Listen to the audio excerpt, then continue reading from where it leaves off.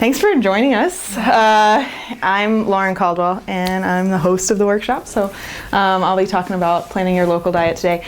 And I'd love to just go around the room and hear your names and hear what brought you to the workshop. Come on in.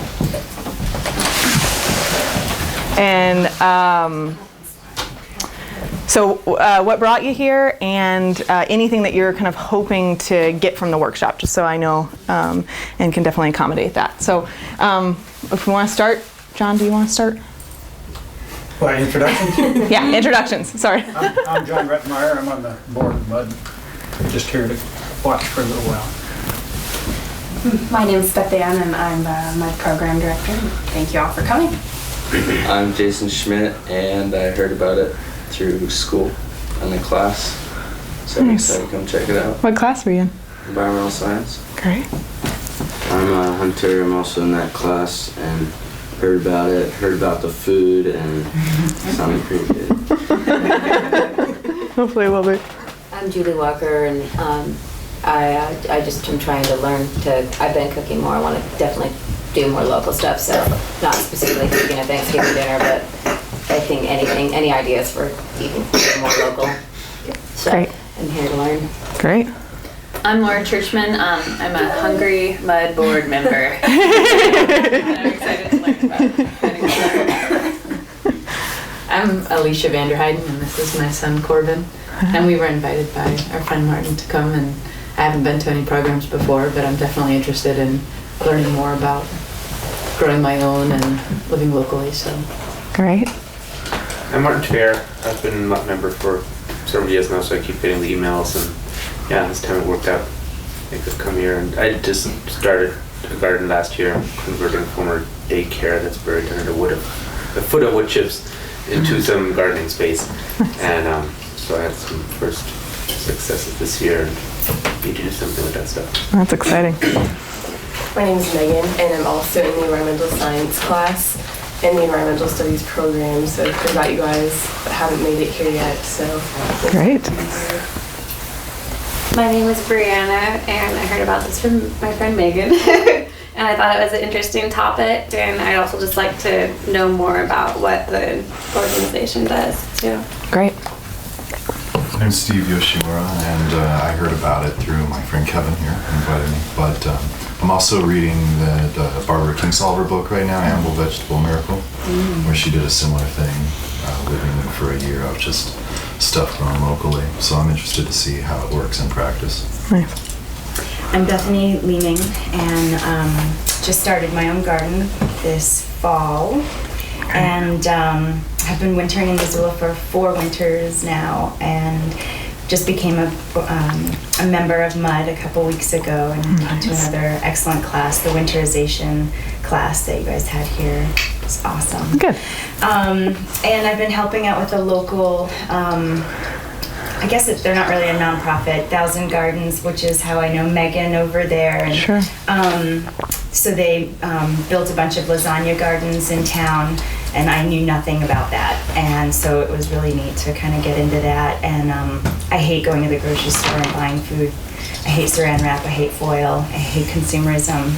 There's a lot that I really like, though, but I'll just, so the more local we can get, and I can get, the better I feel about just what life. So that's why I'm here. That's the long version, sorry. Nice. No, that's great. That's great. My name is Kevin, and I'm just excited to learn how to eat locally. And now I'm really excited to learn how to grow lasagna. That sounds. I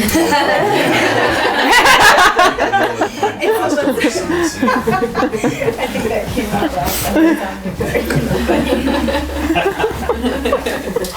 I won't be teaching that. But and Brad, I don't know, are you joining us or? For a minute. Okay. And thankfully, Brad and Beth Ann, who live here, have let us use their space, which is the largest space we've got at MUD. So I want to thank them for letting us use the space.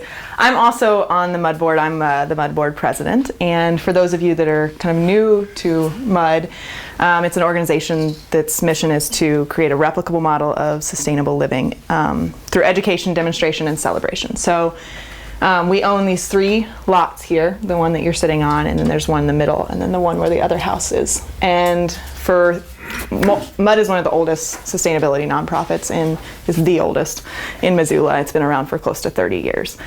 And so the education part is we teach workshops like these, and the demonstration part is that the whole site is really a demonstration for sustainability. And so there's lots of, if you get the chance to walk around, it's open to everybody, free all the time. And there are signs all around talking about the different demonstrations we have going on. And then the celebration is that we do Mud Mingles once a month where people just come together. It's a potluck. We also have our garden party in the fall, which is a great thing. And as it comes around to next fall, you guys should definitely keep your eyes peeled for that because it's a great on-site party basically. And then we do Earth Day in the spring. So if you've ever been to the Caris Park Earth Day celebration that's been going on for the last few years, MUD coordinates that. And it's where we bring together all kinds of nonprofits in the community that work on sustainability or environmental issues. And anyway, so I'm delighted to be part of MUD, and I'm also really excited to teach this workshop because my background is that, I'm gonna use my cheat sheet just to make sure I get everything here. I think for me it's the idea of eating more locally started when I was a little kid because, and I'm actually gonna sit down, if that's okay. So for me, it started when I was a kid. Hey, this is Adam. And how are you doing? Oh, no worries. There's space over there.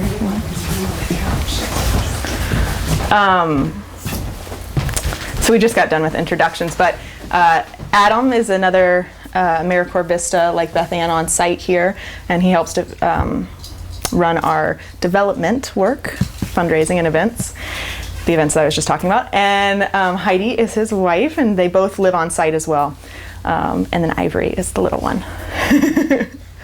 So, like I said, for me, I think the idea of eating more locally started when I was really little because I used to live with my grandparents, and my grandfather was a master gardener. And so I spent a lot of time with him in the garden. Which I think is a great way to kind of start realizing what it means to eat locally. And then as far as my diet's concerned, I was a vegetarian for about 7 years, teenage years to kind of mid-20s. And when I came to Montana, I started to just realize how much, I had become a vegetarian largely because of the fact that I didn't know where my food was coming from. And there was no way for me to find out whether or not it was a factory farm or whether or not it was something that I could be proud to be eating. And so I just stopped eating meat. When I came to Montana though, hi, this is great. Do we have? Yeah, there's a couple chairs behind you actually. Sure. Oh, perfect.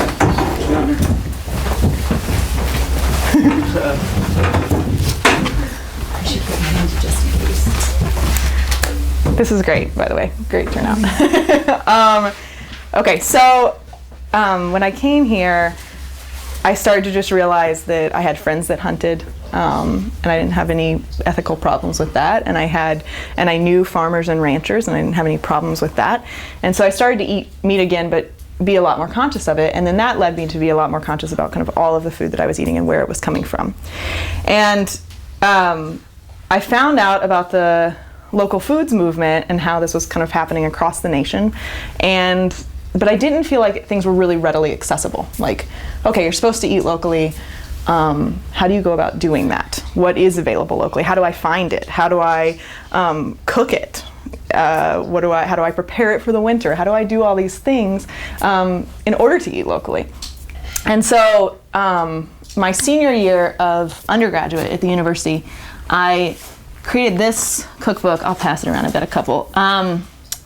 Which is called Eat Local, Feel Noble, a regional foods cookbook for Western Montana. This was in 2006. And the way that we tried to make it accessible for people was that for every week of the year, there is a recipe that can be made with all local ingredients that you can find during that week of the year. So this is like for the people who didn't can everything or have their own garden or whatever, you know, this is, you can go out during that week of the year and find this stuff and make this recipe.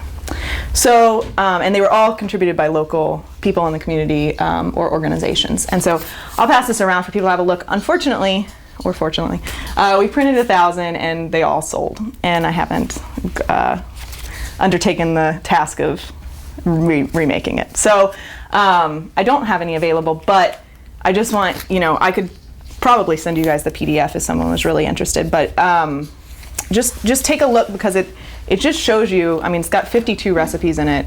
They were pretty simple to bring together. So there's a lot that's available locally and a lot that you can do with it. Let me pass that around. So that led me, I got invited to do a AmeriCorps Vista year, like what Beth Ann and Adam are doing right now, up on the Salish Kootenai reservation. And so I lived and worked up there on creating a farm to college program. So who here knows what farm to college or farm to school is? A lot of people. Okay. So basically, we were trying to get more local foods into Salish Kootenai College. And it went really, really well, and it led into the creation of a Flathead Reservation Food and Fitness Coalition that I coordinated.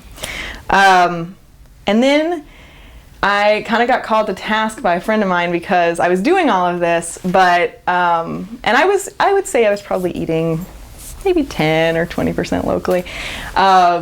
And one of my friends said, well, why don't we do this? He had just heard about Barbara Kingsolver's book. He said, why don't we do this 100-mile diet? Which I just did, took a big gulp and said, okay, yeah, you know, that sounds like a good idea. And so he and I embarked on this year of, we decided to put it at a year. You can do it for however long you want, but we decided we were going to eat locally for a whole year. And we did that from the fall of 2007 to the fall of 2008. So we finished it up about a year ago. I'm going to pass around a couple of things as we go. This is an article that we wrote up for a newsletter about the diet just as we were starting it and kind of why you choose to eat locally. And then I have on the back here just space for you guys to take notes and also my contact information. So if you have any questions, I'm going to try to cover a lot today, but there are all kinds of things that I learned that I'm sure I won't be covering. And if you come up against something and you say, what should I do with this, you know, locally produced food, or what should I, you know, how do I can this or save this or whatever, feel free to get in touch with me anytime. Or for, like I said, I can try to find and send people, if they really want, like a PDF, an electronic version of that cookbook, even though I don't have any hard copies anymore. So,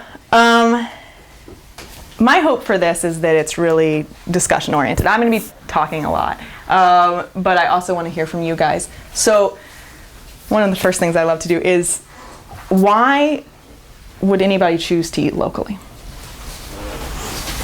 So shout out some reasons. Reduce fossil fuel consumption. Reduce fossil fuel. Absolutely. So there's the statistic that the average piece of food on people's plates travels between 1,500 and 2,500 miles to get there, for what they call from farm to fork. So that's 1,500 miles for the average one. That means, you know, other ones are traveling much further. But of course, what that means in fossil fuel use is huge compared to getting stuff within 100 miles or right from your local farmer's market. And there's a stat here that just came out. An Iowa State University study found that people who switch to buying just 10% of their produce from local stores contribute 5 to 17 times less CO2 than those who buy non-local. So just 10% reduces your carbon footprint enormously. Something to keep in mind as we all like try to do a little bit. You don't have to go 100%. Yeah. I want to avoid giving money to the big farming corporations that put local farmers out of business and maybe horrible things to the environmental economy and everything else. Sure. Big agribusiness is controlled by a few entities, and it's one of the, it's not in Barbara's book, I can't remember whose book it is in, but they say that it's one of the fallacies of the supermarket is that you go in and it seems like you have lots and lots of choice, but you're really choosing among maybe 3 companies. You're choosing among, 10 different ingredients and 10 different crops. And it's not really the variety that you think it might be from the boxes.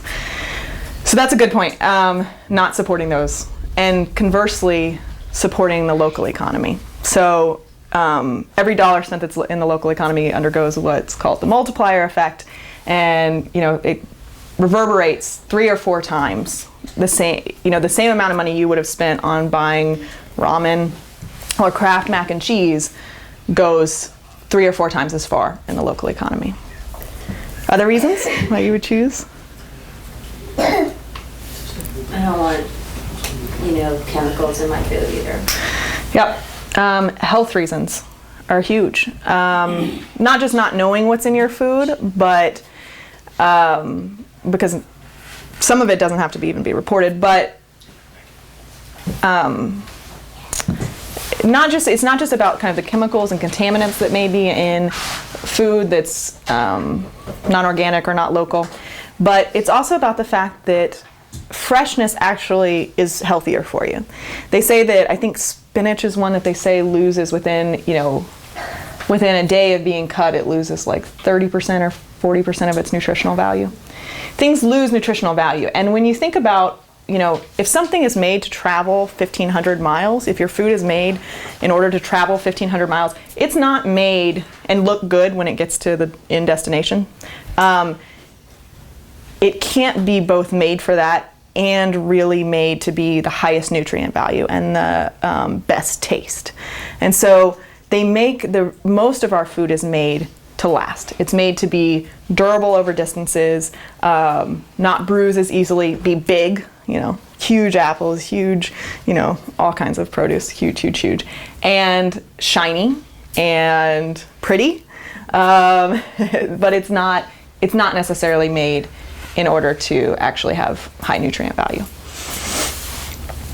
That's a good point. Health is a good point. Getting information from the producer Sure. is valuable to me. Sure. Actually establishing that relationship. So having a relationship with your local producer and being able to have a give and take. What was this cow raised on? How were they slaughtered? What's the process like? What kind of pesticides do you use, if you use any? Just a much better kind of give and take with somebody if you're there with them in person.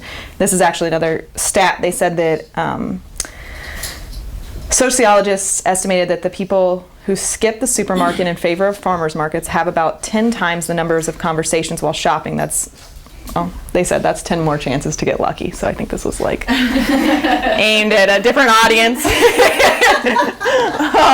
But it is true that not only are you going to interact more with the people that produce your food, but you're going to interact more with all the people that are part of that circle, versus going to the supermarket, getting whatever you need and leaving. Any other ones? That's a good chunk of them. I think, part of the reason that I got into local foods was that I was looking for an issue. I work in politics, and I often look for issues that kind of counterbalance that are not really political. And I think that this is one where, in so many ways, it makes sense. In so many ways, it makes sense. So it doesn't become something where you're sacrificing to do the right thing. There are so many great things about it. And so it can be an easy choice, and it can be an easy choice for institutions to buy more local things. It can be an easy choice for people to garden. You don't have to be a Democrat or a Republican to garden, or hunt. And so to me, it's an issue that I think the reason the movement has gained a lot of momentum is because it stretches across the board, and it has brought together previously kind of warring entities of the environmental community and the farming and ranching community to say, you know what, we need our local farmers and ranchers if we're going to have less of an impact on this world. And the farmers and ranchers find out that actually the environmentalists are helping them sell their food. So, okay, I'm looking over here. I think, okay, so the next thing, it's a fun exercise, is just to shout out some things that are made locally. What do you guys get locally or know is available here? Raw foods or prepared foods? Anything. Yeah. Squash, Squash. strawberries, huckleberries, Beer. Nice. Tomatoes. cheese, spices. Yeah. Dairy. Yeah, all kinds of dairy. Chicken. Juice, honey. Juice, honey. I'm spelling honey wrong. H-O-N-E-Y. Thank you. That's the only one I can spell. This is a good start. All kinds of, pretty much every type of meat that you could possibly want, you can get in Montana. From wild meat and bison to pretty much every type of domesticated animal, including, your beef, chicken, pork products, sausages, all of that kind of stuff, and fish. And fish is an interesting one, and so I'm going to make some points on that right now. So the ways you can get fish in Montana, you can actually catch wild fish, and there is an outlet that sells trout to restaurants. I don't know if they sell it to individuals, but there are some regulations about, selling wild catch. So it's harder to get fish than it is obviously on the coast. But the other one that people don't, I think, often know about is whitefish from Flathead Lake. From Flathead or from Cucanusa? Flathead Lake, I guess. In any case, it's actually culled in large amounts. And there's a company, the website's whitefishcaviar.com. You don't have to buy caviar from them. They actually have whitefish fillets, and what I did was, it's relatively inexpensive. It's a real light fish, and what I did while we were on the diet is just buy a box. They ship it to your door, frozen. You get it, you put it in the freezer, and it's a bunch of different whitefish fillets, and it's relatively inexpensive. So it's one option for fish in Montana. Dairy, you can find pretty much, again, everything that you want, and we've especially become more sophisticated, I think, over the last few years in having a variety of cheeses. Lifeline Farms, which has always done some basic cheeses. That cheese right there is Lifeline Farms. They also have started to do brie and experiment with older and aged cheeses. So I think they might even be doing Parmesan now. Anyway, they've got, and we've got some other outlets that are starting to try to do aged cheeses. So dairy, meat are really, really easy. Also flour is really easy. Pretty much any kind of vegetable that you're going to want, we've figured out some way to grow it in Montana and sell it at the farmers markets, or sell it, those 2 tomatoes, which right now people aren't growing tomatoes outdoors, but there are large greenhouses that are growing tomatoes in Montana through the wintertime. So those are from the Good Food Store 2 days ago, ripe, and they're available. Yeah. Maybe you're going to cover this later, I don't know, but here's a pretty major concern. What do you do if you're really into teas and coffees? And of course, we can't grow tea and coffee in Montana. I'll get into that. It was one of the sacrifices we made on the diet, was cutting out coffee, well, caffeinated tea. We have herbal tea, but I will get to that. But all kinds of herbs grow in Montana. So I'm gonna, without you having to keep all of that in your head, this is from that cookbook, and it's a seasonal food chart for Montana. It shows for every month of the year, January, February, March, what you can get locally. So in Montana. And as you can see, in August, it's a pretty ridiculously extensive list. So I'll pass those around. The point is, I think, that there is so much available in Montana. We tend to think of it as a colder climate. We tend to think it's so seasonal. But even in the dead of winter, there is a lot available that you can go to the store and get in Montana. Okay. Next up, So let's talk about sources where you find local foods. And feel free to add to these because there's a lot in Montana, but I think it's one of the hang-ups for people that are just starting is where do I even go to get this stuff, especially when the farmer's market's not happening, or when the farmer's market's happening and it seems like it's really expensive. So number one in Montana to me is hunting, gathering, or gardening. These are the ways in which you procure the food for yourself. And if you gather huckleberries, it's going to be way, way cheaper than if you go to the farmer's market and try and buy them. Or if you gather morels. There are, it's a skill for sure. It's not something that and people covet their locations where they are for sure, definitely. But that's I think a first and foremost one where you can hunt, gather, or garden, and it's going to be inexpensive and you're going to get a lot out of it, a lot of bang for your buck. The second is farmers markets and local farmers. So if you, as we did on the 100-mile diet, if you cultivate relationships with these farmers, you can get produce from them beyond the farmers market and beyond the season of the farmers market. So if you actually have a relationship with a farmer, then let's say it's not Saturday morning, you can likely get food from them, even if they're not someone that has a stand at their farm. And you can likely get it for cheaper outside of the farmer's market because they see you as an actual reliable customer for them. Also buying things, well, I'll get there, but as far as tips on saving money, this kind of goes along the gathering lines and the farmer's relationship lines. There are U-picks. So I don't know if anybody knows what a U-pick is, but in Arlee, the Common Ground Farm, I think it's still called that, just in Arlee, so it's 16 miles away, is they have U-pick strawberries and raspberries in the summer, and so you go up and they charge you. It's actually on the honor system, so you pick whatever you have, you weigh it, and you pay them. I think it's $2 a pound or something. It's ridiculously cheap for strawberries and raspberries, and they're organic and they're amazing. So it's another cheap way if you're willing to spend just a little bit of your time or take some friends up there to get lots and lots of cheap berries.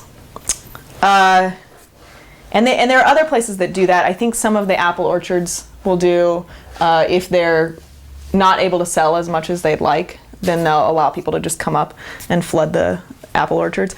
Also, just a general tip on saving money, there are also places up the Rattlesnake and in town where groups take apples off of trees for people that aren't using them to keep bears out of the area. And that's free. That's free apples for you if you are able to get in touch with those organizations and do that.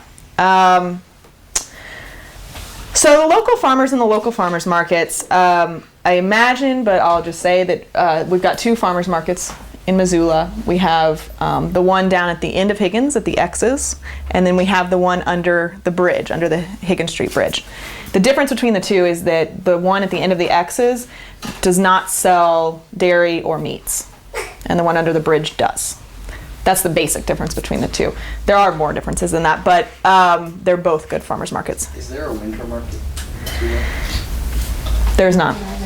They both go from about, I think it's mid-April, April 15th or so, to October 15th. That's the season of the farmers markets. But again, if you get in touch with producers, they can generally give you stuff far beyond October 15th and prior to May 15th.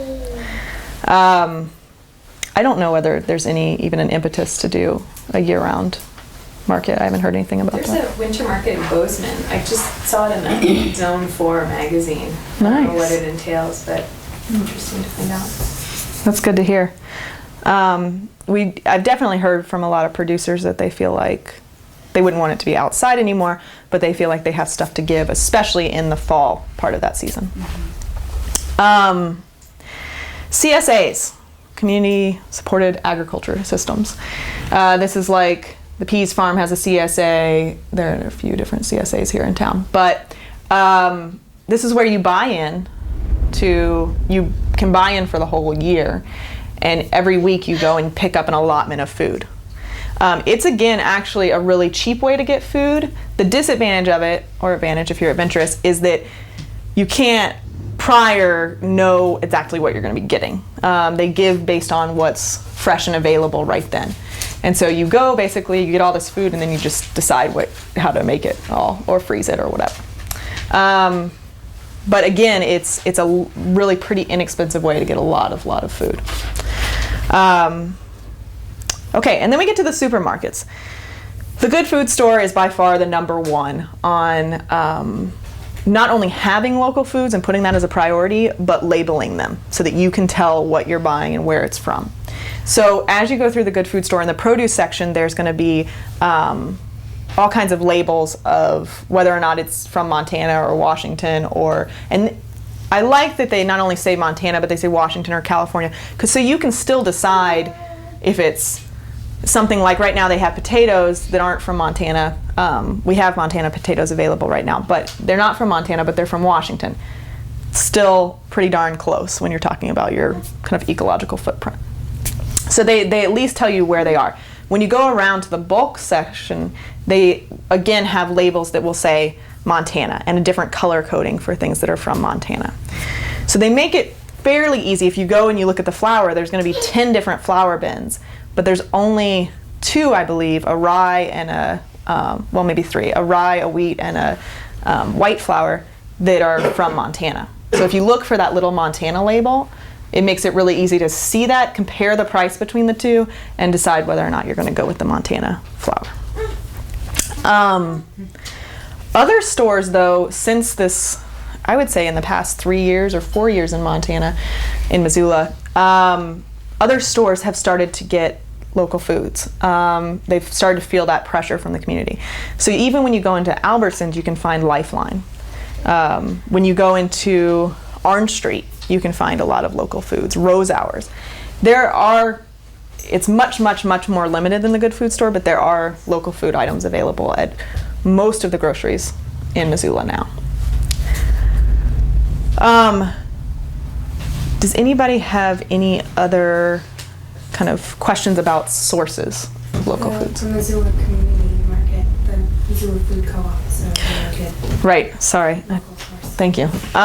So over here on the north side is the Missoula Community Food Co-op, I think is officially, but and they have a storefront, but they also do orders. So if you get on their listserv, they'll send out something saying, Thanksgiving's coming up, we have turkey's coming in, place your order. And so you place your order ahead of time, and then you go and you pick it up. And they really, it's their mission to keep prices as low as they possibly can as a co-op. So that is another really good source. And part of that is doing some work for them. Right. Yeah. 3 hours. It's a 3-hour commitment every 4 weeks. So basically 3 hours a month. And that's how they keep prices low. They pay staff 20 hours a week. That's it. All the other work that gets done is done by members. And so they arguably have the cheapest products for what they can offer in town, because at this point, they're doing a 20 or 25% markup over their ordering price. And that's in contrast to anywhere from 20 to 80% markup in commercial grocery stores. And if they get something cheap, really, really cheap, then all the members get it really, really cheap. So they directly pass on all those benefits. So it's a really cool, super hands-on way to get food that you're not growing yourself. And again, the whole thing is driven by not just cheap food, but by how locally and how ethically has it been produced. So it's a neat one to check out. Is there a buy-in cost? There is, and it's an income-based sliding scale. So it's very, very much dependent on how much you're able to pay, and they also have a pay over time system. Okay. So it's very, very affordable. And they're also redoing a facility over there to have a community kitchen. How do you? that may be able to be used, like what I'm going to talk about that's up in Ronan, in order to do kind of processing and stuff if you don't have the ability to do that. I don't think it's up and running yet. Can I interrupt Sure. and ask a quick question about Absolutely. pricing in our society? I live outside of town, so I'm not always up to date on what prices are and what's happening in Missoula, good food store. But when you've got that sign that now says local, with our supply and demand, I mean, local, there's less expense to get it to the marketplace, but that's not going to be always the case. I mean, what is that Overall, pricing right now? Is it more expensive to buy local? yeah, I would say, and I'll get to this when I go through the 100-mile diet stuff, but I would definitely say that, let's see, there are certain items, and we'll go through this, there are certain items that are much more cost effective to buy locally. There are certain items that are marked up because they're local, above and beyond, and they know that market in Missoula. And it's actually different if you were to go to, there's a farmer's market in Polson, and stuff is going to be priced differently there than it's going to be priced in Missoula because they know Missoulians are willing to pay more.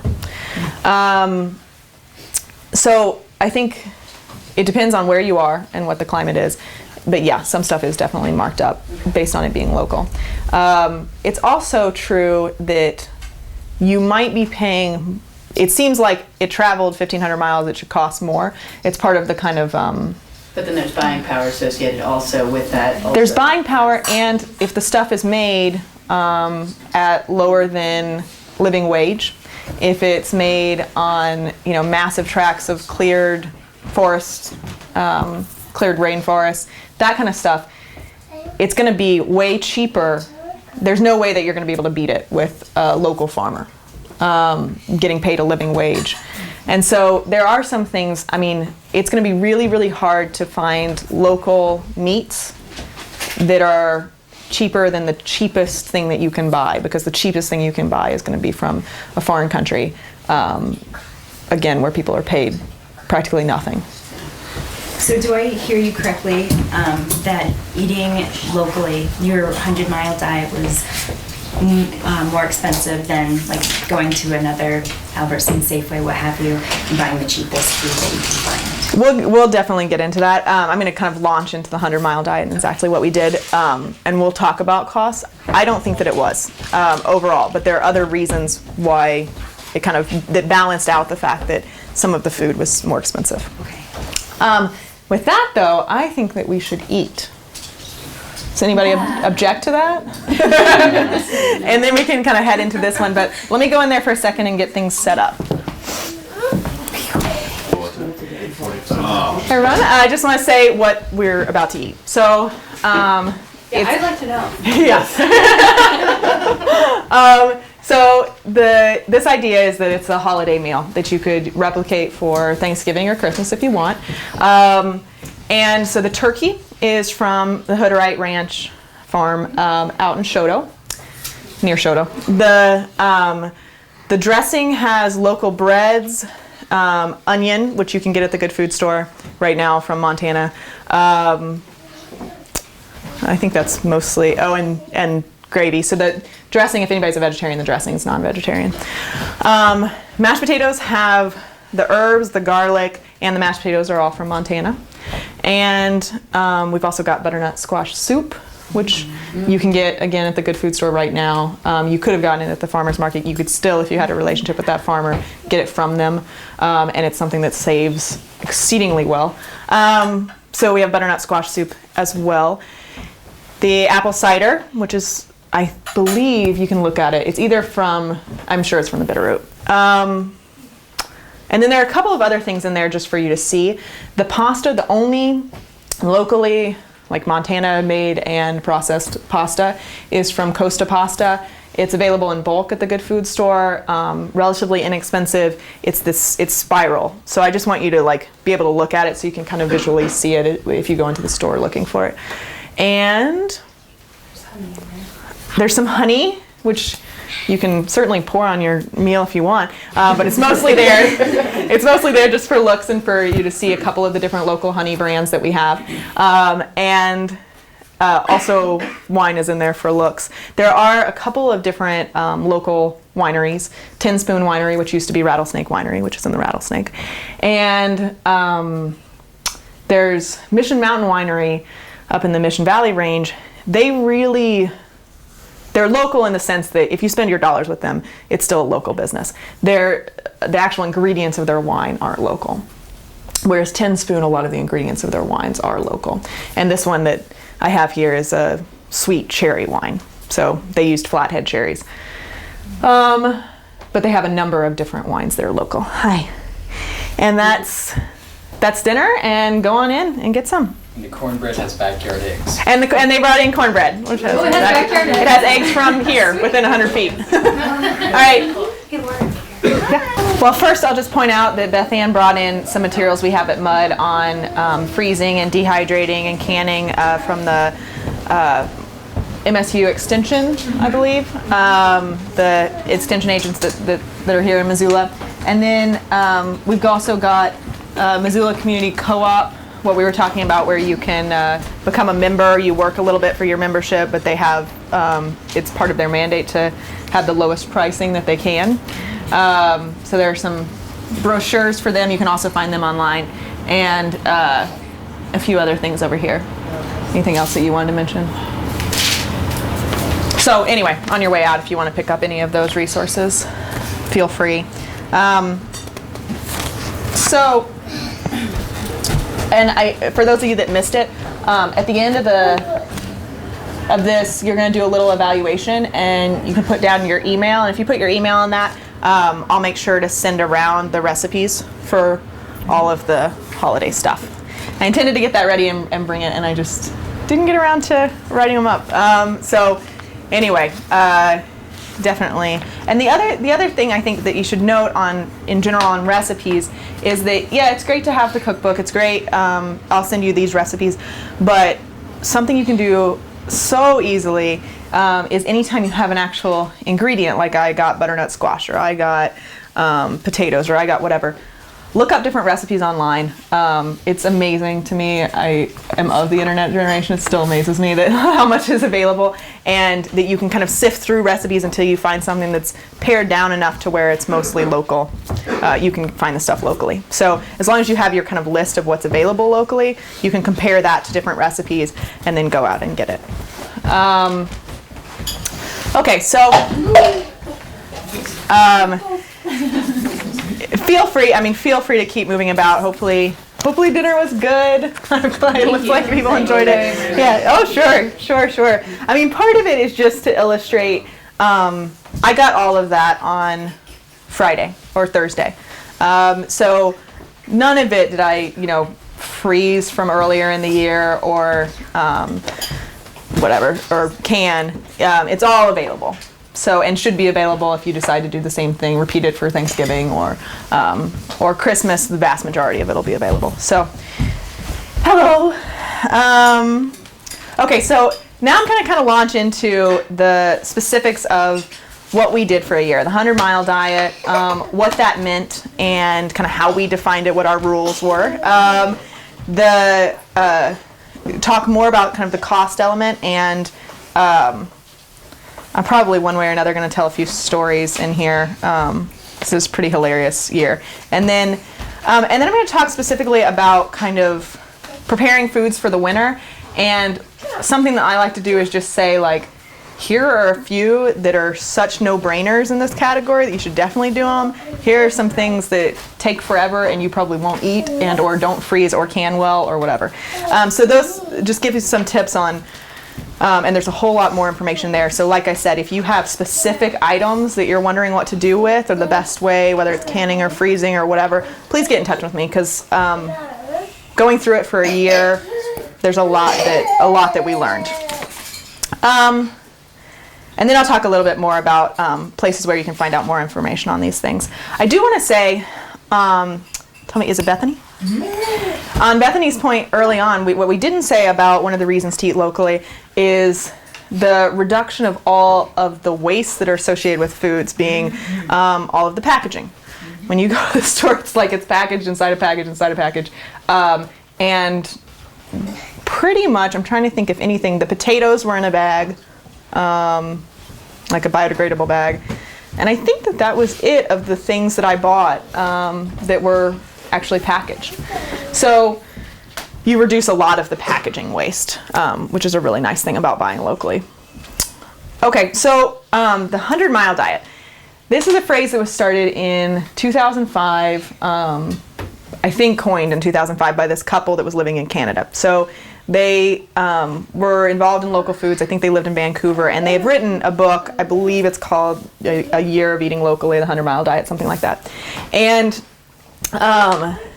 they just set the 100 miles kind of arbitrarily. They looked at a map and they said, okay, we've got kind of a ridge line out here, and past that it's not really worth anything to us, and we've got the coast, and they just sort of looked and said, I bet we could do it in this radius. And that's where the 100-mile diet came from. A lot of the things about this are kind of arbitrary. Different people that do 100-mile diets, you could do it for a week, which is definitely a challenge in and of itself. You could do it for a month, or, like we did for a year. Or a winter. Some people do it just for seasons. Summer is a really prime season, I would say, if you want to do it. And then also, the 100-mile diets doesn't mean, like, if you go outside 100 miles, all of a sudden you're not eating locally. And I think that it's really important to just keep in mind what the radius does is allow you to think about, okay, if I'm eating from Washington, yeah, it's outside that radius, but not far. And and that it just kind of creates these concentric circles where you can say what's more and less local, not necessarily what defines whether you're absolutely eating locally or not, but just what's more or less. And just paying attention, it's just a key element that paying attention to what you're eating and where it's coming from is a huge thing. That doesn't mean that I don't ever eat rice, but it means that I know that there's rice that is grown in this country. And where it's grown, and whether or not you can get it here, which you can't really. But, you're still gonna make choices, I would imagine, that take you beyond local eating. But like that statistic said, even if you did 10% of your eating locally. So if you ate locally for a month, or if you ate locally for, for one, like you chose one meat product that you were gonna eat locally, you were going to change from eating non-local beef to eating local beef.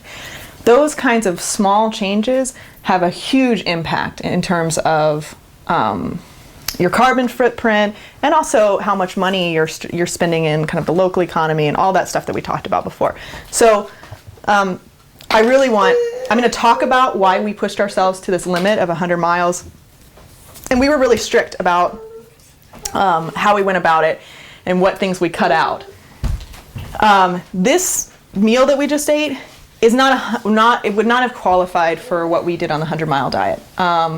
Because as I'll get to, we didn't allow anything that wasn't from 100 miles for the most part. So any of the kind of spices and salt and things like that were in your meal, we didn't allow. I don't think that is something, it's something we want to do for a year. It's not something that's sustainable. Of course you're going to want to use some salt or use some spices, and it's not a problem. Actually, Ari Laveau, I don't know if people know, he's the food columnist for the Indy, and he goes on this he calls it the slow boat theory, that spices can come over by boat and therefore have less of an impact. But in any case, they do, using a teaspoon or a tablespoon of a spice in your food does not negate the fact that the main thing you were using, the meat or the vegetable, is local. So I hope that people see, like I was saying before, that eating locally is not, to me, about sacrificing. It's not about cutting a bunch of stuff out, even though I'm going to talk a little bit about what we did in the 100-mile diet. It's really about just expanding, finding out what's available and expanding those things that you can and that are easy for you, and building it and doing whatever you can. And that, again, is just hugely beneficial for both you and the greater community and environment. So the reason we decided to do the 100-mile diet was, like I said, for one, it was a little bit of a pride check for me because I'd been working on local foods, and then my friend, challenged me with it. So a little bit of it was ego. But the other part of it was that I thought let me just try to push up myself to the limit to do 100%, because I know right now maybe I'm eating 10 or 20% local, and I was trying, but not that hard. But if I go 100%, I thought that I would fall somewhere, naturally then fall somewhere in the like 80, 70 or 80% range, because now all of a sudden I really knew where everything was. When I go in the supermarket, it's easy for me to straight go to what's local versus the first time you go looking for local stuff and you like look at every single label and every single thing. So for me, it was a matter of kind of challenging myself to the 100% mark to ramp myself up to another standard. So this is just a tidbit of background, but I think is helpful to know that Matt, who couldn't be here today, we weren't dating and we didn't live together, which is an interesting thing to decide to plan all of your food with somebody that you're not living with. And again, it would have made a difference. So I think if you decide to do this and you're doing it with a couple, or you're doing, as a couple, or you're doing it with someone that you live with, it would make some of this a lot easier, because at the beginning we didn't know what we were doing, so we literally got together for every single meal of the day, which was ridiculous. All right, our rules. We started off with the basic. Everything that we're going to eat for the next year is going to be grown within 100 miles. And we drew, I didn't bring it, but we had a map of Montana, a little thing from an atlas, and we drew that radius, and I had it above my sink in the kitchen. And so we could kind of reference it and figure out what towns were in that radius and what weren't. This meant, where was I here? Okay. Nothing prepared with anything non-local. So again, this is taking it to the extreme, but there are companies that make local salsa. The vast majority of their ingredients are local. Some of them are not. We decided for the purpose of the year not to include those. Again, they're great companies. You should totally support them. But when we decided to do a 100-mile diet, we decided to go extreme. We did no coffee. I luckily didn't drink coffee, so that wasn't as hard as it was for Matt. But no coffee, no sugar. And on this point, I'm just gonna say that, as I've told Laura before, and she reminded me, if you are gonna try and buy sugar, the most local that you can buy, what I've heard anyway, is Albertsons sugar, the Albertsons brand sugar, which is again pretty much the cheapest, one of the cheaper sugars you can buy, because it's from Idaho beets. It's beet sugar. They're sugar beets, they're not beets. But anyway, so Albertsons brand sugar, beet sugar, is the cheapest, and it's not even labeled as local. You wouldn't know that it's from there unless you had researched it. So it's the cheap bag of white sugar. It's the white sugar from Albertsons. Albertsons white sugar.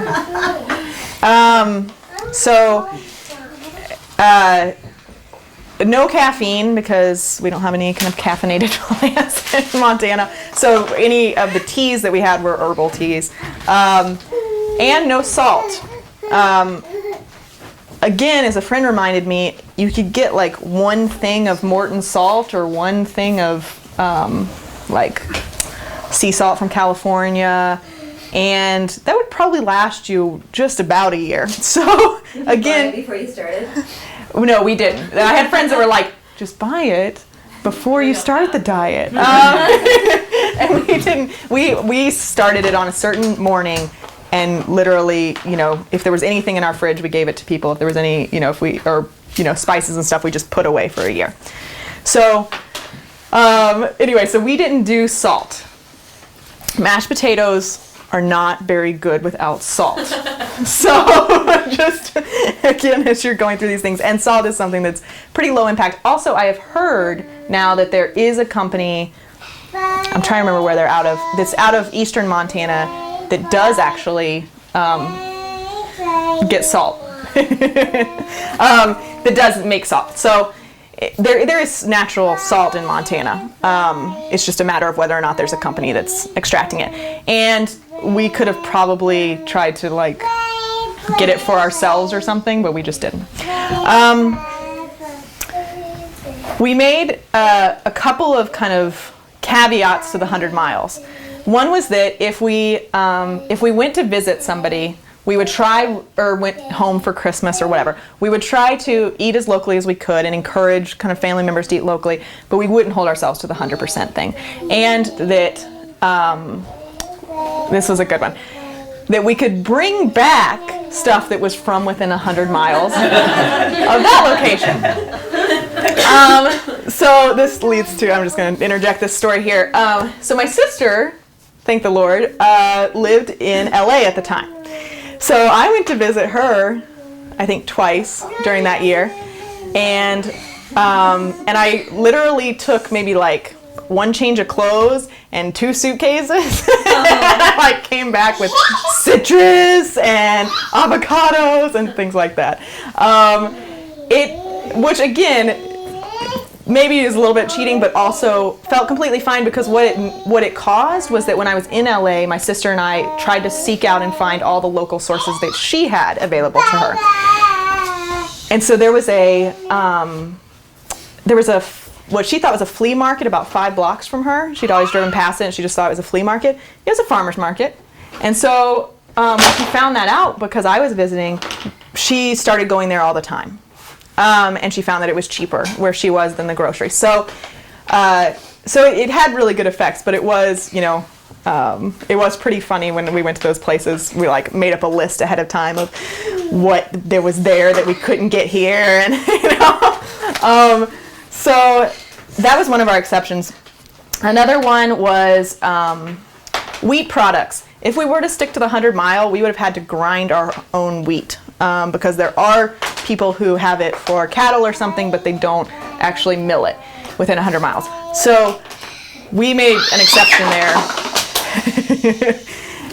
and said, if we're obviously gonna try and eat grain products, it's okay if it's Montana wheat and it is processed in Montana, even if it's from eastern Montana, we're gonna count that. So that's where the noodles that are in there, the Costa pasta noodles, they're made in Montana, they're milled in Montana, they're not within 100 miles. Really, that's not a big deal. The oil, safflower oil, which I actually meant to bring a thing of. Safflower oil is from eastern Montana. I will say that safflower oil is one of the it's made from safflower oil. It's good as a general vegetable oil. You can use it for frying, you can use it for all kinds of things. It is one of the biggest differences in cost from like conventional oil to buying that is going to be one of your most kind of expensive differences. It's one of the choices we made, but it's from Montana, not from within 100 miles, because there's nothing that we could have gotten that was within 100 miles. Although we used a lot of butter instead of oil anyway. Oatmeal and granola we have in Montana, but we didn't have within 100 miles, so that kind of goes along the wheat products category. And then processed meats. So it was kind of a reckoning point when we said, well, if we're not going to allow any other ingredients that aren't local, we literally would have no other meats available to us than straight up steak or ground beef. And so we decided to allow like sausage from Lifeline, where all of the meat ingredients are local, and if they use some spices that aren't local. So that was one of the choices we made, just knowing that living off of only steak and ground beef. No pork products really, because a lot of pork products are salted and stuff. So we decided to go ahead and allow things like that. Bacon obviously is heavily salted. So we allowed those. But that was the extent, I think, of the rules and exceptions that we made. The kind of what I call the mini challenges of what we did, that I don't think we realized ahead of time, was that we made every single thing from scratch. I think you could challenge yourself to do that alone, is to just say, I'm just gonna make everything from scratch. It was, so every snack, there was not a single, we couldn't grab a snack while we were at school. Every single snack, every single meal, everything was made from scratch. Also, and this gets into the cost thing, we didn't eat out for pretty much that entire year, because there are places that use local foods in Missoula, which is great. None of them made stuff that was purely and only local. So we didn't eat out for an entire year, which I think was a huge actual cost savings. And again, with a mini challenge, you could challenge yourself to just not eat caffeine or sugar or salt. And Montana is a really seasonal state, and so it changed the entire way of how we viewed our eating, because we had to plan in the summertime, as I'm sure they did 100 years ago, but we haven't for a long time. And for my entire lifetime, I've never thought about what do I need to prepare in the summertime so that we can live through the winter.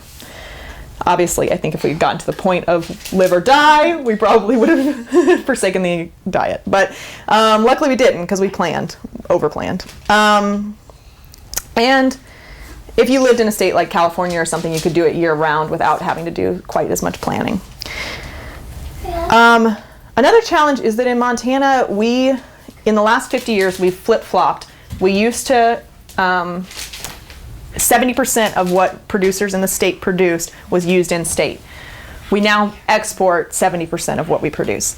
So it's actually a lot of the producers, and it's changed as the local movement has taken on some steam, but a lot of what local producers produce, they're selling to other markets. It's not available to you even if it's produced in the state, because it's being sold to other markets. And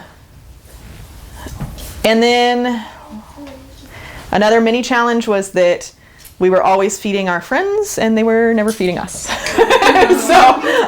So we not only had to plan for like a winter for ourselves, but pretty much that if we ever wanted to hang out with anybody, we were going to be feeding them as well. So getting into the costs, like I said, we didn't eat out. And honestly, if you think about when you go and grab a coffee, or you go and grab a bagel, or you go and grab a snack, or you eat out, it really adds up. And so I actually think that year we saved money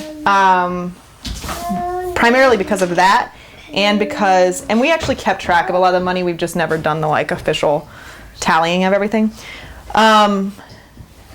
Also, another thing on cost, because we were buying in such bulk, there were a couple things that worked out for us. It's a different way of buying. You spend the vast majority of your yearly budget on food in the summertime. So we would go to the farmer's market and we would spend $300. But in December, we were spending like $40 or something. That goes well with the heat, though. Exactly. Yeah, just put your heating costs towards your food. That's a good point. And so we cultivated these relationships. One of the ones that I love is that the Moa family, which is an extensive family among Hmong farmers, Hmong farmers that are in Missoula, that have tables. Well, there's a woman named Ka Moa that we established a relationship with that's right under the Higgins Street Bridge at that market. And it got to a point where we would say, we were buying such huge quantities that they were giving us breaks on it. Because they knew they could count on us. They knew, it's that cultivation of a relationship. If they knew that they could bring a lot more of their quantity to the farmer's market and we would buy it, then they would give us a break on it. They also did stuff, I probably shouldn't say this, but they did stuff like, because we could cultivate that relationship, if there was some stuff that was going to go bad that they didn't sell or they didn't get around to using, they would give it to us at really reduced rates. And so we just had that relationship where they could say, you know what, we're not going to sell this broccoli, it's going to wilt and go away, and we would take it and we would freeze it. So that saved a ton of money, and way more than like going to a store and trying to buy this stuff. Obviously, it's a little bit of a point for next year for everybody since the farmer's market's over.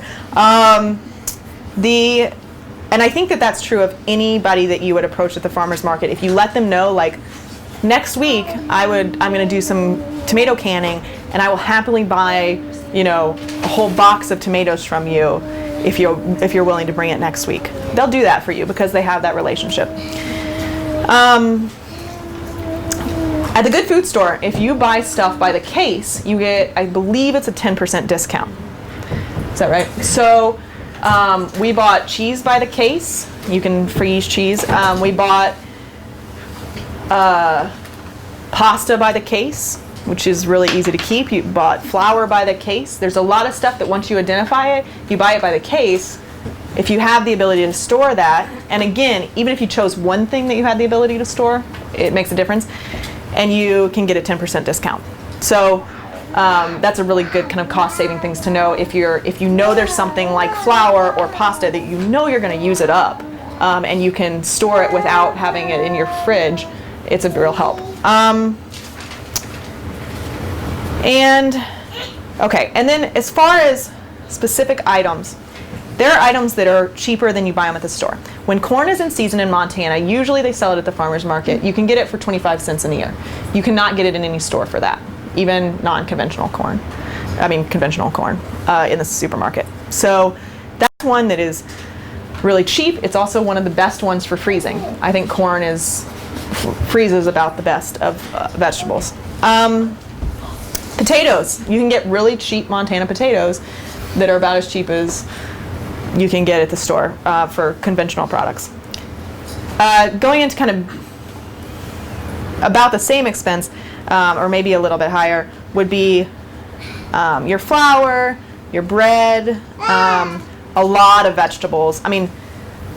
Broccoli is usually cheaper at the farmer's market. There's a lot of stuff that if you even were to take the time to go to the store and just kind of jot down like a few things that you think you might want to stock up on and what their price is per pound or per bunch, and go to the farmer's market, you're going to be able to see pretty quickly how does this compare to things right now at the supermarket. And a lot of the vegetables are going to be about the same, maybe a little bit higher, a little bit lower. The big ones that are more expensive are your meats, your dairy, and the oil that I mentioned before.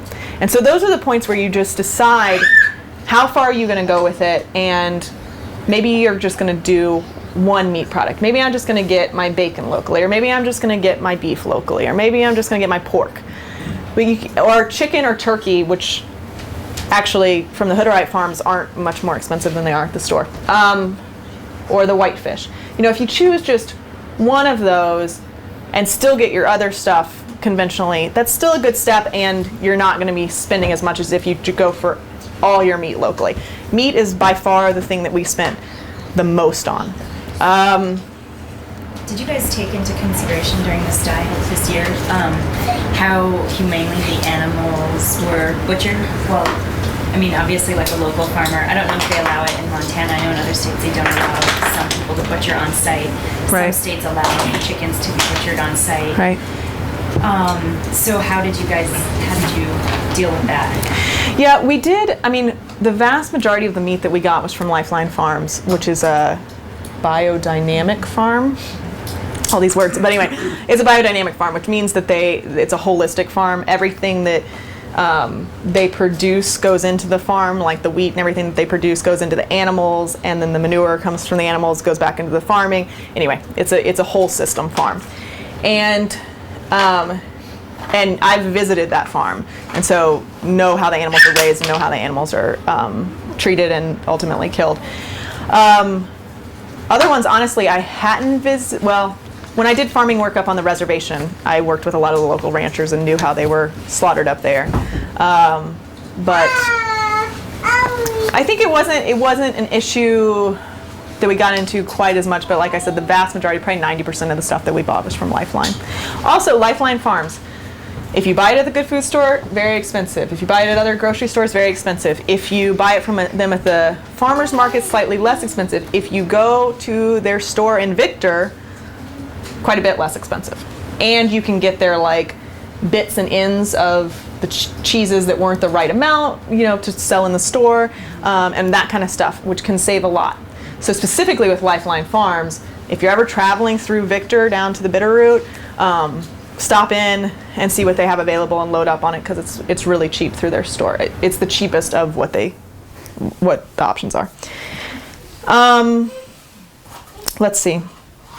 Okay. So the most expensive are your dairy, your meats. The biggest cost difference are the dairies, the meats, and I think the wine and alcohol. Depends what what wine you drink normally. but it can be a kind of a more expensive wine.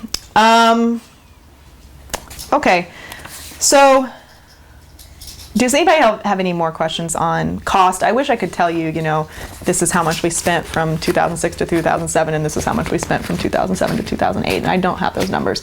But my general sense is that it was either a wash or we came out with less, but it is a different way of buying. So you have to be able to have a little bit of fluidity, and it's a nice thing to do with someone else to enhance how much fluidity you have to buy in the summer versus buying in the winter. And other things like eating out less and stuff, I think just really, really balance that. But it's also true that if we weren't going 100%, I think you could save money because you choose those items that are less expensive and you do the work yourself. I mean, instead of buying pre-frozen stuff, you actually freeze it or you can it. You're going to save there too. How much did you buy jars and sealing stuff and stuff to put all the frozen and canned, and did you learn how to can it? Yeah, well, I'll get into all the food preservation stuff. Yeah, I got into food preservation stuff. I grew up in a canning family, so I had some of the stuff already for that, but I actually didn't have a pressure canner and didn't buy one. But I'll talk about that in the canning session. A couple of other stories I want to tell, just because I think they're fun. So when we first started the diet, we were so hard-lined about it. And I thought, I was going on an overnight trip to Denver for work, and I thought, you know what? Instead of going and eating something non-local or trying to eat within 100 miles of there, just for a night, I'm just going to take my food. Well, I took like spaghetti or something that went bad because I didn't have refrigeration in my hotel room, and then all I had left was dried oatmeal. And so I was sitting, and then my plane got delayed, I think 7 hours. And so one of my early memories from the diet is being so hardcore about it that I was sitting in the Denver airport for this 7 hours waiting for my plane, eating dried oatmeal. If you get to that point, stop. So it's not, like I said, it shouldn't be about sacrifice, but it was pretty hilarious. Another point, is the Mission Mountain Food Enterprise Center. It used to be called the Mission Mountain Market. It was much easier to say. Now it's called the Mission Mountain Food Enterprise Center. It's in Ronan, and it's part of the Lake County Community Development Corporation. What it is, it's a commercial kitchen. So you can buy some time in there, you can kind of get a membership there, you can buy freezer space in some of their huge freezers, all of which we did. And you can use big machinery to do canning or cooking or processing or whatever. One of the nice things they have that we used was a cherry pitter. So it's something that has spikes all inside of it. It's like a drum with spikes inside of it, and you put the cherries in and you roll them around. I don't exactly understand it, but it somehow extracts the pits from the cherries, and then you can throw them all into a bag and you can freeze them. It makes it super easy. So if you're willing to drive that hour up to Ronan, it's pretty cheap time to use that stuff, and it can make some of these processes a whole lot less time consuming. They also have vacuum sealers. So we were able to take the cherries out after they were already pitted, vacuum seal them, and throw them in the freezer.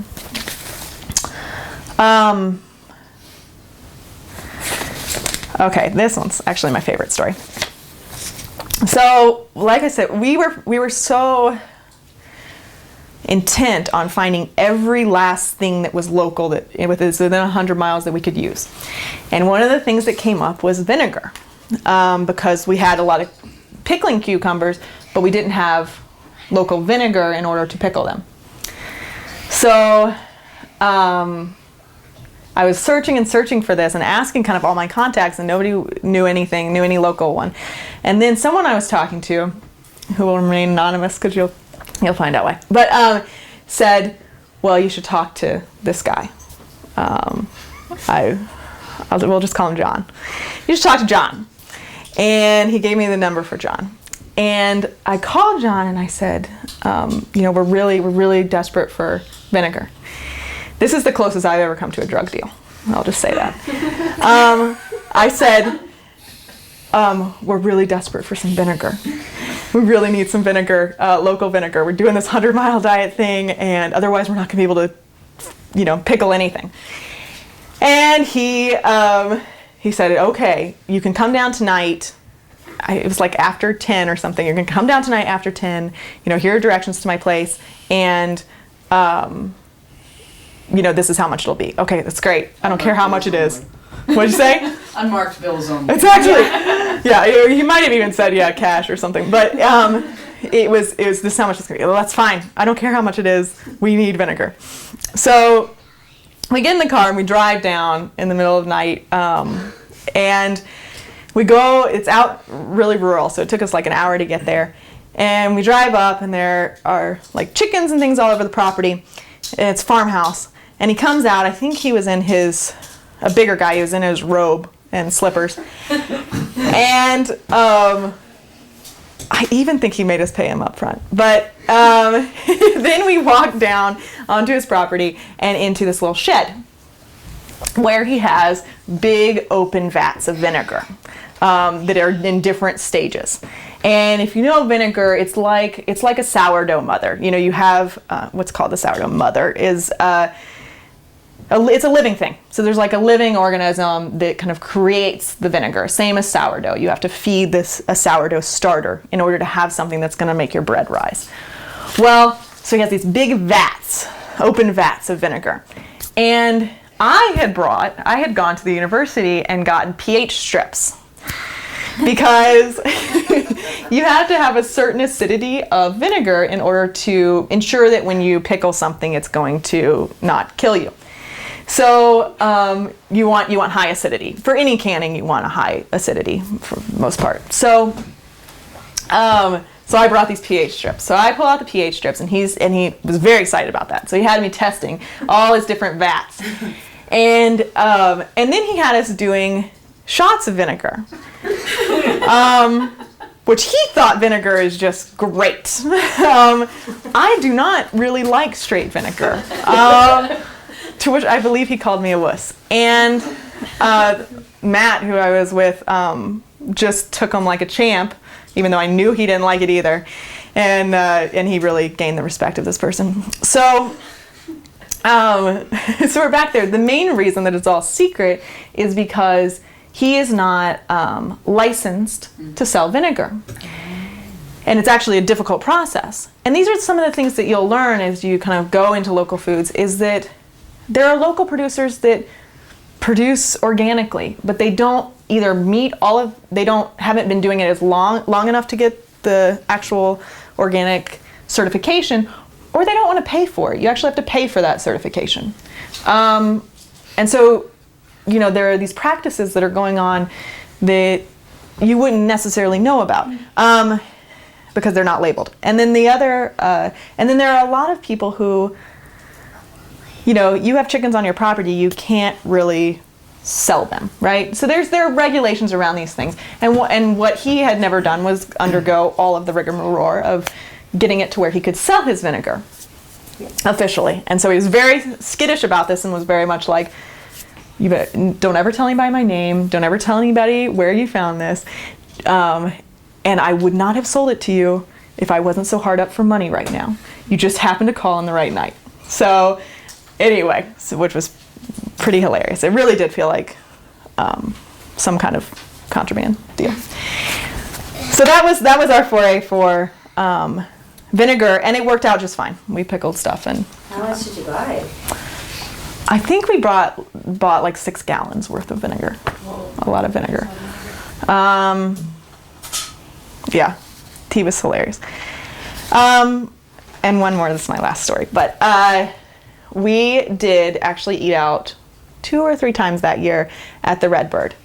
And if you know the Redbird, it's an expensive restaurant, but they I should say a high-end restaurant, but they try to use a lot of local foods. They actually do a really good job of using a lot of local foods. A number of local restaurants do. Sky's Tables does. I think the Pearl, the Catalyst tries to use local stuff. There's a lot of restaurants in Montana, or Bigga Pizza tries to use a lot of local ingredients. So there are a number of ones that try to use local. But what the Redbird did for us was on like our birthdays, I think is when we did it. We called them up and we said, would you possibly be willing to do a 100-mile diet meal? And they did. And so we had these like, 5-course meals or whatever that were totally 100% local and way more fabulous than anything that we could possibly come up with using the same foods. But so I'm kind of giving them props, and it was really, really nice. But it still meant that that was 2 times in a whole year. Spices? No, but they have all these ways of cooking things. Sure they didn't use way different. Yeah, it's possible. I'm like, this is so good. Yeah, no, I think they pretty much stuck to it, which was pretty remarkable, and they came up with a lot of really creative stuff. Okay, so if you're planning a 100-mile diet, or if you're planning to eat for the winter, how much food do you need? How do you prepare for the winter? And this was an interesting one, like I said, because it's something that I'm sure people thought about a while ago, but we hadn't thought about ourselves for our entire lives. And so I mathematically tried to figure out, okay, if you need, let's say 2 cups of fruit a day and 3 cups of vegetables a day, what does that mean in terms of how much we need to freeze? So I did the mathematical calculations. We exceeded that because I kind of have a fear of starving in general, not to mention on this diet. And so we exceeded that. We ended up with 4 or 5 full freezers worth of food plus a ton of canned food. Now again, you're imagining that this is the food you're going to be relying on for 2 people for the whole winter. You're not going to be buying any vegetables out. But it was way overkill. So this is my advice to you, which actually someone gave me before the diet and I disregarded, is that if you have a freezer, or if you're able to get a freezer or have access to a freezer, if you were to fill a freezer with vegetables and meats, that's probably going to be enough for you for the winter, for the majority of your food. So that's something to keep in mind. I think as a goal, 1 freezer's worth is a pretty good amount. Per person. Mm-hmm. So ways of preparing this food: freezing, canning, dehydrating, cold cellar space, and those are the ones I'm going to kind of cover now. And I'm just going to, like I said, kind of do some highs and lows of these things just so you get an idea. Freezing. Freezing is an amazing thing. It's something that I grew up in a canning family, but we had not really frozen that much. And it is really easy, and it's easy to take stuff out. So freezing is a great thing, and especially berries. If you go to the farmer's market and you get strawberries, or you go to a U-Pick and you get strawberries or raspberries or huckleberries, pretty much all you have to do is rinse them, take off the little top if they have one, which that's only true for strawberries, and then throw them in a bag and freeze them. It is one of the easiest things. They're one of the things that stay the best after freezing, and just low-hanging fruit, it's one of the easiest things to do. Tomatoes. Freezing tomatoes, all you have to do is pretty much take the sticker off if there's one on them, rinse them, put them in a bag, and freeze them. Or you can freeze them individually, just not touching in your freezer if you didn't want to bag them. When you take them out and they thaw, the skin automatically comes off of them. So as soon as they thaw, the skin comes off. You just have to cut out the part where the stem was, and they're ready to go. They're going to be for your like sauces or your stews. It's not going to be like you slice them up and put them on a sandwich. But tomatoes are really, really, really easy to freeze. They're also one of the ones that when they're in season in Montana are as inexpensive, if not less expensive than going to the store and buying conventional tomatoes, and they taste way better. corn, which I mentioned, a little bit more prep time. You know, you cook it, what is it called? Blanch. I was thinking parboil. Anyway, so you blanch stuff. Those two things, the tomatoes and the berries, are great because you don't even have to do anything to them. Other vegetables you have to blanch, which means you basically quick cook them, and then you run cold water over them, and you put them in a bag or you put them in something and you put them in the freezer. Do you cut them off the cob, or did you Yes. freeze them? Oh. So with corn, it's easiest probably to cook the corn, to blanch it, then cut it off the cob, but you can also cut it off the cob ahead of time, blanch it, drain it, pour cold water over it. It's important, the cold water thing is something in freezing. And again, you can find all this information. If you have, this is a, Better Homes and Gardens typical cookbook. Also, a lot of kind of your big old typical cookbooks have sections on canning and freezing where they explain how long you blanch each, which just means you boil the water and you throw it in. For how long do you do that for each food item? Beets take a lot longer than corn does. Or spinach. Spinach is really fast. There's also handouts on all the canning and freezing stuff. And there's one particular site that's run by Georgia State Extension called the National Center for Home Food Preservation, and they've actually scientifically tested in commercial sterile kitchens various recipes and processes, so you've got like as safe as it's gonna get for home food preservation information, exactly detailed recipes, the whole deal. And that's on one of those handouts. And you can also always, just to know how accessible this information is now, anytime if you want to freeze beets and you have access to a computer, put in freezing beets and it will come up with how long you should put them in hot water for. The cold water thing, so you put them in the hot water and freezing, you take them out, this is just paring this down really fast, and you drain it and you run cold water over it in order to stop the cooking process. That's what keeps things that are frozen crisp or fresh, is stopping that cooking process at that point and then putting them in the freezer. Freezing also, you don't really have to worry as much about safety. You still worry about it on the front end, and if things thaw in your freezer, you're going to worry about it. But unlike canning, where there are a lot more kind of safety concerns to think about. Probably a no-no on freezing is that we found out is, I thought, I don't really like it now, but in the dead of winter, I bet I'm going to really like beet greens or kohlrabi or something. And so I froze a ton of it. No. You don't like it in the dead of winter. If you don't like it now, you're probably not going to like it in the dead of winter. So don't worry about wasting your freezer space on stuff that you just, that you don't like that much. I don't know if anybody else would make that mistake. I made it quite a bit. Canning. I did water bath canning. Pressure canning is a safer methodology, but you have to have a pressure canner. For water bath, you just have to have a big pot. And I grew up doing that. Canning is a more sensitive procedure that you should probably read a little bit on, but none of this is rocket science.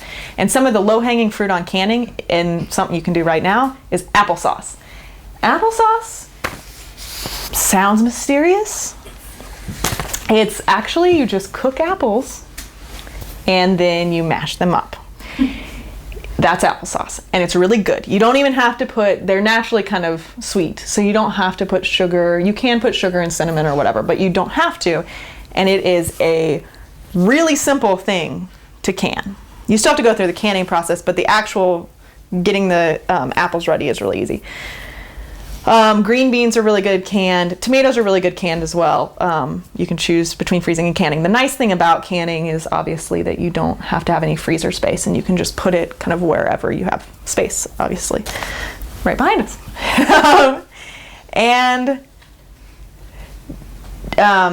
Canning does tend to take a little bit longer than freezing. But like I said, you're not using the same amount of space. And jars and lids and things, you can really easily find on Craigslist extremely cheap.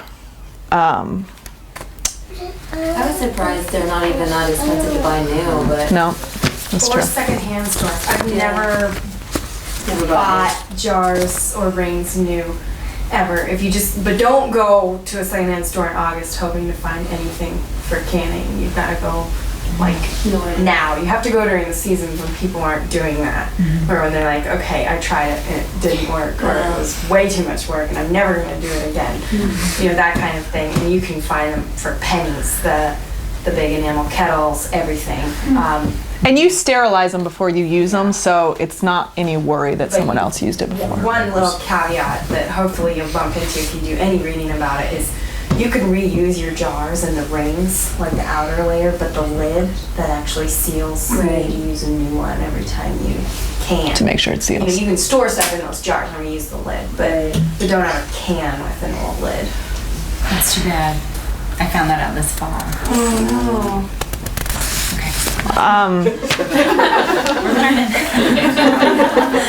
Also, it's always next year. Also, if you ever suspect something that is not good when you open it up, don't eat it. Did you do that? Yeah, I hate food waste. And so we canned all of the spaghetti sauce that had vegetables in it. And something wasn't quite right in how we did it. And so, anyway, like 2 weeks later we ate it and we both didn't feel great. Kind of upset stomachs, but he was done with it at that point. I was still like, we have 20 jars of this. Someone's got to eat it. So then I ate it like a month later and had like night sweats and stuff. So anyway, if you suspect something, just don't do it. Because like I'm sure the next step would have been botulism. Dehydrating. So she's also got a dehydrator up there. The main things, we found that dehydrating fruit was a painstaking process with a smaller, even with that size of dehydrator, that's only going to fit, I'm guessing maybe like 8 apples or something. These things, they don't, if it's that size, which is still a decent sized dehydrator, the white one, for those of that don't know what it looks like,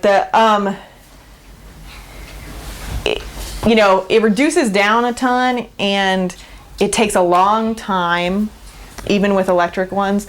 And so it's just, for me, you can definitely dehydrate fruit. If you really love dehydrated fruit, it's a good option, but it just wasn't the best way for me of preserving fruit.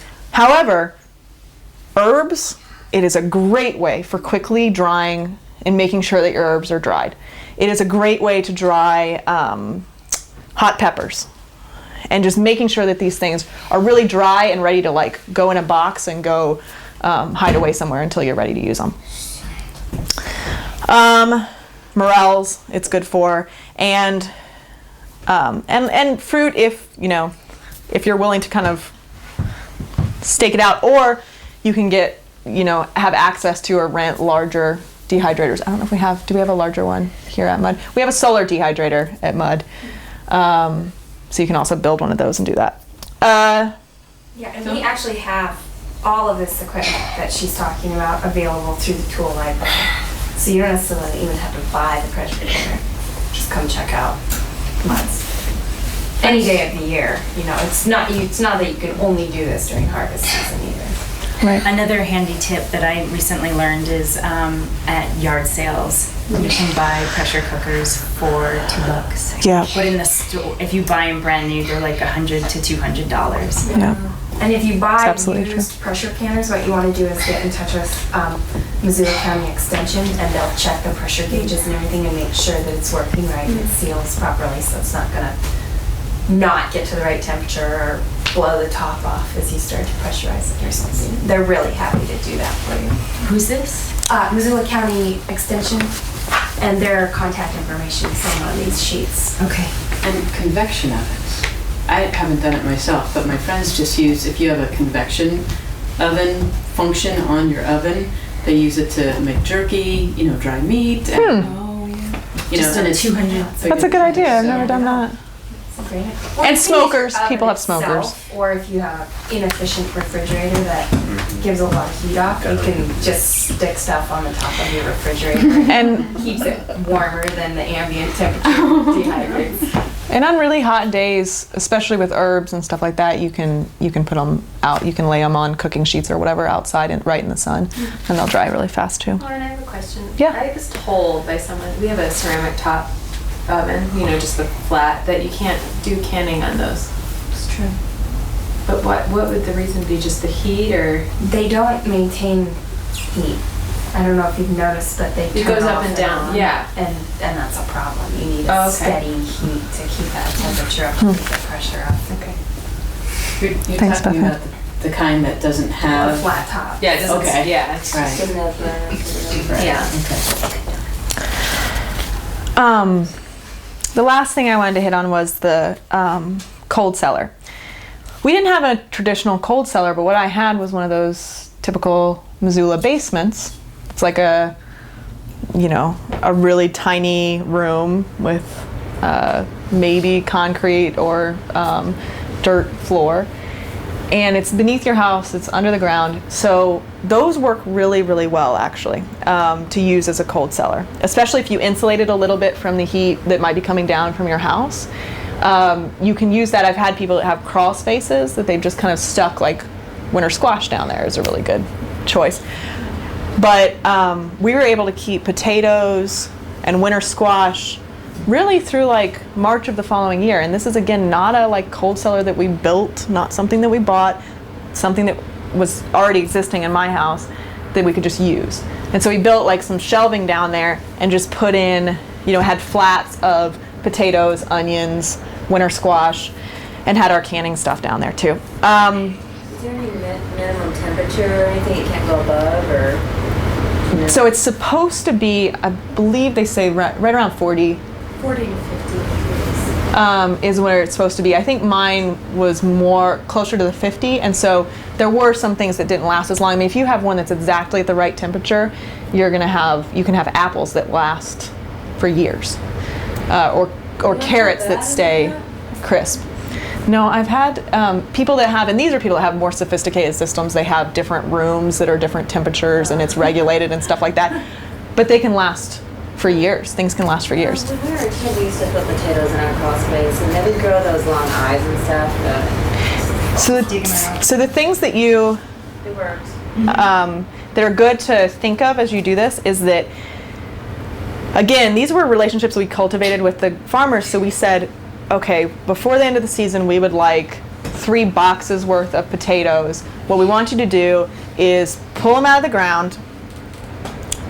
Generally, you would say kind of dust them off. They can wash them, but you just don't want any moisture going into the cold cellar, especially if they're stacked on top of each other. So what you do is you pull them out of the ground, you dust them off, you absolutely make sure that they're dry, so you lay them out in the sun. You can also, like I said, you can wash them and lay them out in the sun, but who cares really if there's a little extra dirt in your cold cellar. So when they're totally dry, you put them in a box. With potatoes specifically, you should go down there every couple of weeks, break off any eyes that are starting to sprout, and turn them over and just make sure that their moisture is not developing anywhere. If you do that, they're going to last a super long time. Onions, the same thing. Just make sure that they're not sprouting and that they're dry, and they'll last a long time. And keep it dark. And keep it dark, yeah. That they're not trying to go for some kind of light. And winter squash are about the easiest thing in the world. You can kind of like put them anywhere and they'll be fine for a long time. Same with like pumpkins or anything like that. And I'm trying to think. Carrots didn't work out very well for us in a cold cellar. You can do carrots in a cold cellar, but ours wasn't cold enough. Stick them in the sand back in a bucket of sand. Bucket of sand's a good thing. Or if you have a garden, you can actually leave carrots in the ground and cover them in straw.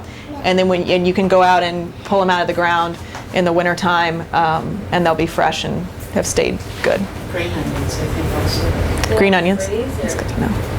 Cover them with straw, they don't freeze. You need to make sure you put a lot of straw on the top of them, and maybe even another type of covering and I just recently learned this because I'm researching it as well. Like a hoop house or something. Yeah, it's just something, so when it snows, you're not like digging the snow out, but just something that you can kind of flop up, you know, and then just spread the hay up to the side and then pull the carrots out. But the insulation, the straw that you're putting down, that's the insulation to prevent the ground from, it'll be cold. It might be a little crispy, but it won't be totally frozen like all the other ground. So it's the insulation. That's the key. So that's most of what I wanted to cover in terms of kind of prepared comments. I do have a few places you can find more information. Specifically on 100 Mile Diet, there's a 100milediet.org, which is where people kind of like clue you into tips and things that they're doing and recipes and stuff like that. So that's a good place. I know that they also have a different holiday recipe. I'll send you guys this one, but on there right now. Canning, freezing, dehydrating, and cold cellar stuff. Like I said, these kind of main cookbooks, anything online, don't be afraid to, I mean, you don't need to like go many places or buy books to access this information. It's so readily available to just look up something that you want to freeze tonight, you want to freeze beets tonight, how do you do it? And you can find it. And then, like Beth Ann was saying, the extension services are great about giving information on food preservation. Information on local producers. This is Arrow's Abundant Montana Guide. Arrow is the Alternative Energy Resources Organization. They're out of Helena. And so it is a listing. I'm not sure, this was the 2005-2006, I'm not sure if they put out a new one, but it kind of lists for every food category you would want, who, and by region, they do it in two different ways, who are the producers. This is like if you wanted to go directly to a producer. The problem with this guide is that it doesn't help you in terms of going into stores or going to the farmer's market necessarily, but if you like wanted to buy a quarter of a cow, this will probably give you some local options to do that. And the the Department of Ag for Montana also has a listing of producers. Neither of these, I don't think, are super helpful to the average person just trying to eat locally. But I think that basically going to the Good Food Store and looking around and and you can also, don't be afraid to go to the Good Food Store, find out who the company is, and then call or email them and see if you can get it like shipped to you instead of buying it through the Good Food Store. Just as an FYI, you can just establish these direct relationships. CFAC might be another way to do that too. CFAC, the Community Food and Agriculture Coalition here in Missoula. I don't know that they keep a running list, but No, but like they do their annual tour, and part of that is like a picnic kind of a deal where you're eating and you're meeting some of the landowners and seeing what they're doing on the ground. And their farm it's tours. It's a slightly different mission, but yet it's parallel. No, that's great. And there, and that kind of moves into the kind of policy realm. CFAC gets involved in some kind of local land use policy, and there's another organization called Grow Montana, which is primarily a policy organization that works to do things like make sure that people have the right to butcher on their land, or I helped lobby for a mobile slaughtering unit, or some of these things to make it more accessible so that we weren't shipping our beef and our meat out of state to get slaughtered so that then we can buy it back. That you can have those facilities in state. So they work on things like that, and they're called Grow Montana. Anyway, that's kind of my spiel. Are there questions? Yeah. Did you notice any health differences? Good question. Yeah, people thought we were going to get scurvy because we weren't eating citrus.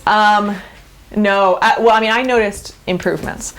Yeah, I didn't notice any differences in terms of anything that changed for the worse. There was a funny point where like 2 weeks in, we both kind of were having to adjust. Our bodies were adjusting to a different way of eating, and Matt was convinced that it was because he was eating less meat than usual, and I was convinced that it was because we were eating more meat than usual. But anyway, But health-wise, no, it's probably the best that I've ever eaten in my life. I mean, to eat stuff that was that fresh, that was all made from scratch. And I physically felt really good. And really, I mean, it was more meat than I had eaten for like years and years. And I think I just felt really good. And I think Matt felt the same way. And I lost a little bit of weight. Matt probably lost like 15 or 20 pounds. So again, something where it was super obvious, but we did not weigh ourselves at the beginning, which would have been nice. Any other questions about any of this? So did your guesstimate that you might fall somewhere that maybe you're doing 10% unconsciously, and good after question. doing this, where do you think that you could fall after doing hardcore for a year? That's a really good question. For me, there was definitely some burnout because of going 100%. And that's why I don't necessarily advise people. I advise you to like choose certain things you can get locally or choose to do it for a shorter period of time. Because there was definitely, I was so sick of cooking everything that I kind of went through a phase of like, I'm not going to cook anything. And, but what's really nice, I don't know what percentage I'm at now. It's certainly less than like the 80% that I thought that I was going to end up at. But what I notice is that I still have that knowledge. I know where to find everything. When I go into the good food store, it's the easiest choice in the world to buy the local pasta because I know exactly where it is. And that's what is amazing about what it does, is that I know how and where to get all of these things. And I may have for the last year been like a little bit burnt out on having gone 100%. But I think that in the end, in the next year or a couple of years or the rest of my life, I'm going to retain that knowledge of how you go about it and how you eat locally. And this meal was really pretty easy for me to do because I knew where everything was to find it. And it's actually, I was really excited to do this workshop because it's given me a chance to kind of revisit everything. And What year was it that you did the? It finished up a year ago. Oh, wow. So it's a good chance for me to kind of remember why I did it and why I should continue to do it, to do some of it. Any other questions? Well, thank you guys. I hope that you gained something from the workshop and food, if not anything else.